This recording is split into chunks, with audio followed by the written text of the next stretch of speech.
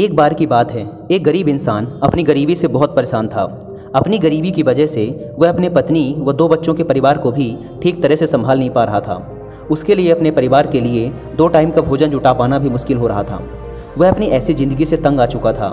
इस गरीबी और लाचारी ने उसके दिमाग में उथल पुथल मचा दी थी। अपनी इस समस्याओं से बचने के लिए उसने घर छोड़कर भाग जाने का निर्णय लिया और एक रात वह चुपचाप अपना घर परिवार छोड़कर चला गया। उसे यह नहीं पता था कि उसे कहाँ जाना है।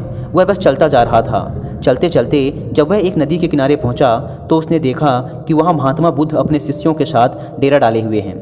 यह देखकर उसने निर्णय लिया कि वह सन्यासी बन जाएगा और महात्मा बुद्ध का शिष्य बनकर उनके साथ ही विचरण करेगा। यह निर्णय लेकर वह महात्मा बुद्ध के डेरे में जाता है और उनके चरणों में गिरकर बुद्ध से यह विनती करता है कि वो उसे अपना शिष्य बनाकर अपने साथ रख लें। महात्मा बुद्ध ने उस गरीब इंसान की तरफ ध्यान से देखा और फिर मुस्कुराते हुए बोले, ठीक है, आज से तुम भी मेरे काफिले का हिस्सा हो। अगली सुबह जब महात्मा बुद्ध का काफिला आगे बढ़ा तो वो भी उनके साथ चल पड़ा। गर्मी का मौसम था और तेज धूप भी थी, लेकिन महात्मा बुद्ध का काफिला लगातार बढ़ता जा रहा था। जब वे लोग एक जंगल से गुजर रहे थे तब एक बड़े से पेड़ के नीचे सभी लोग कुछ देर विश्राम करने के लिए रुके। तेज धूप व लंबी यात्रा के कारण महात्मा बुद्ध को बहुत जोरों की प्यास लगी थी। इसलिए महात्मा बुद्ध ने अपने नए शिष्य से कहा, यहाँ पास में ही एक सरोवर है, तुम वहाँ से मेरे लिए पानी ले आओ।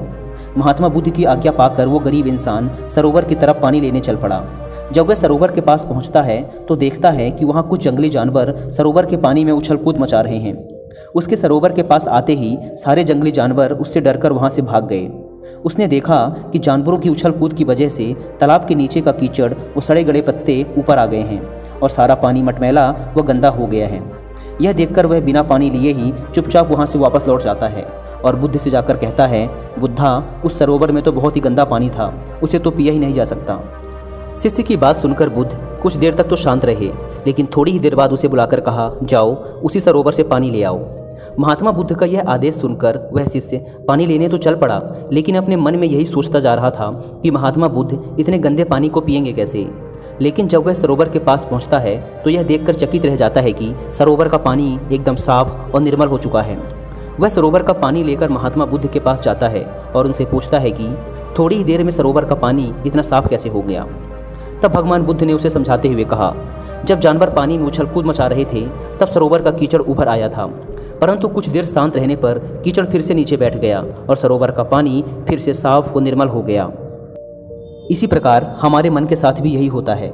जीवन की भाग दौड़, समस्याएं व मन की अशांति हमारे दिमाग में उथल पुथल मचा देती है और तब हम जल्दबाजी में गलत निर्णय ले लेते हैं। परंतु यदि कोई भी निर्णय लेने से पहले हम अपने दिमाग को शांत रखें और धैर्य के साथ बैठकर सोचें तो हमारे मन की वो उथल पुथल भी पानी के उस कीचड़ की तरह शांत हो जाती है और तब हम जो भी निर्णय लेते हैं वो हमेशा ही सही होता है। इसलिए बुरे समय में इंसान को कभी भी धीरज नहीं खोना चाहिए। महात्मा बुद्ध की यह बात उस इंसान को समझ में आ गई और जब वह शांति से बैठकर अपने द्वारा लिए गए निर्णय के बारे में सोचता है तो उसे एहसास होता है कि उसने घर छोड़कर गलत किया था।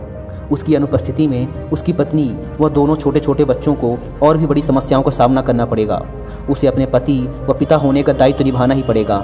इसीलिए वो महात्मा बुद्ध से आज्ञा लेकर अपने घर वापस चला जाता है। दोस्तों, इस कहानी से हमने सीखा कि हमें कभी भी अपने निर्णय अशांत दिमाग व जल्दबाजी में नहीं लेना चाहिए, बल्कि दिमाग को शांत रखते हुए वो भविष्य के बारे में सोचकर ही सही निर्णय लिए जा सकते हैं।